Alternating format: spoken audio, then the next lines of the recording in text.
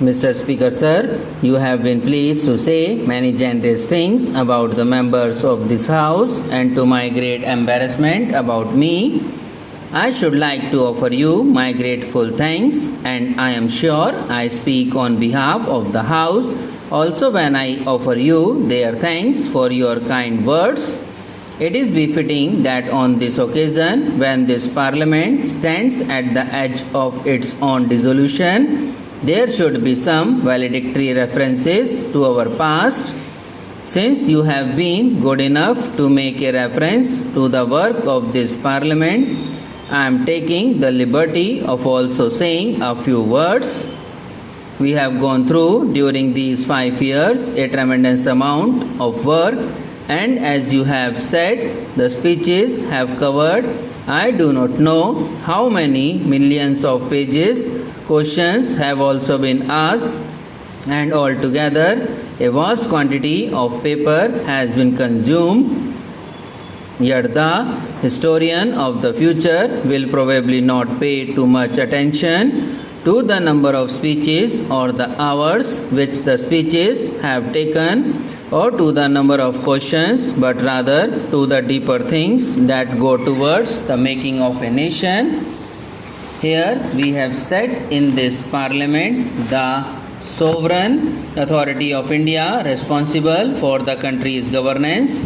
Surely there can be no higher responsibility or greater privilege than to be a member of their sovereign body, which is responsible for the fate of the vast number of the human beings who live in this country. All of us, if not always, at any rate, from time to time, must have felt this high sense of responsibility and destiny to which we had been called. Whether we were worthy of it or not is another matter.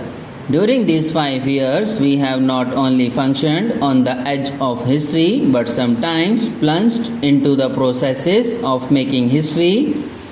We have lived here, as indeed people have lived all over the world, at a moment of greater change and transition, of fast upsets and revolutionary processes. Not only have we been part of that world drama, but we have had our own drama also. It would be interesting for someone to take a rather distant view of the drama of these 5 years and more, not being lost in the innumerable confusing details, but seeing this broad current of history. We choose this system of parliamentary democracy deliberately. We choose it not only because to some extent we had always though on those lines previously, but because we thought it was in keeping with our own old traditions, not the old traditions as they were, but adjusted to the new conditions and new surroundings. We choose it also, let us give credit where credit is due, because we approved of its functioning in other countries, more especially the United Kingdom. So this Parliament and the Lok Sabha became to some extent like the British Parliament and the British House of Commons in regard to our rules of procedure and methods of work. Parliamentary democracy demands many virtues. It demands, of course, ability. It demands a certain devotion to work, but it demands also a large measure of cooperation, of self-discipline, of restraint. It is obvious that a house like this cannot perform any functions without a spirit of cooperation, without a large measure of restraint and self-discipline in its group. Parliamentary democracy is not something which can be treated in a country by some magic wand. We know very well that there are not many countries in the world where it functions successfully. I think it may be said without any partiality that it has functioned with a large measure of success in this country. Why no such? Because we, the members of this House, are exemplars of wisdom, but I think because of the background in our country and because our people have the spirit of democracy in them, we have to remember what parliamentary democracy means, more so in this time of change and ferment, that in ordinary times, even when the old order is good, it has to yield place to a new one. lest one good custom should corrupt the world. Change there must be change, there has to be, particularly in a country like India, which was more or less changeless for a long time. Changeless not only because the dynamic aspect of the country was limited, restricted and confined by foreign domination, but also because we had fallen into ruts of our own making in our minds, in our social framework and the rest. So we had to take our souls out both from the ruts and from the disabilities and restrictions caused by align, rule. We had to make rapid changes in order to catch up. But while change is necessary, there is another quality that is also necessary, a measure of continuity. There has always to be a balancing of change and continuity in our democratic way of life. Mr. Speaker, sir, you have been pleased to say many generous things about the members of this House, and to my great embarrassment about me. I should like to offer you my grateful thanks, and I am sure I speak on behalf of the House also when I offer you their thanks for your kind words. It is befitting that on this occasion, when this Parliament stands at the edge of its own dissolution, there should be some valedictory references to our past.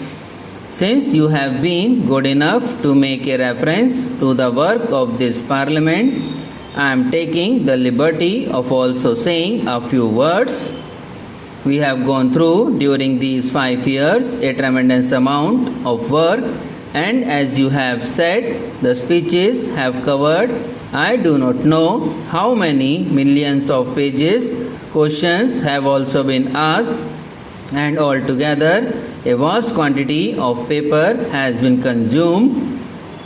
Yet the historian of the future will probably not pay too much attention to the number of speeches or the hours which the speeches have taken, or to the number of questions, but rather to the deeper things that go towards the making of a nation. Here we have set in this Parliament the sovereign authority of India responsible for the country's governance. Surely there can be no higher responsibility or greater privilege than to be a member of their sovereign body, which is responsible for the fate of the vast number of the human beings who live in this country. All of us, if not always, at any rate, from time to time, must have felt this high sense of responsibility and destiny to which we had been called. Whether we were worthy of it or not is another matter. During these 5 years, we have not only functioned on the edge of history, but sometimes plunged into the processes of making history. We have lived here, as indeed people have lived all over the world, at a moment of greater change and transition, of fast upsets and revolutionary processes. Not only have we been part of that world drama, but we have had our own drama also. It would be interesting for someone to take a rather distant view of the drama of these 5 years and more, not being lost in the innumerable confusing details, but seeing this broad current of history. We choose this system of parliamentary democracy deliberately. We choose it not only because to some extent we had always though on those lines previously, but because we thought it was in keeping with our own old traditions, not the old traditions as they were, but adjusted to the new conditions and new surroundings.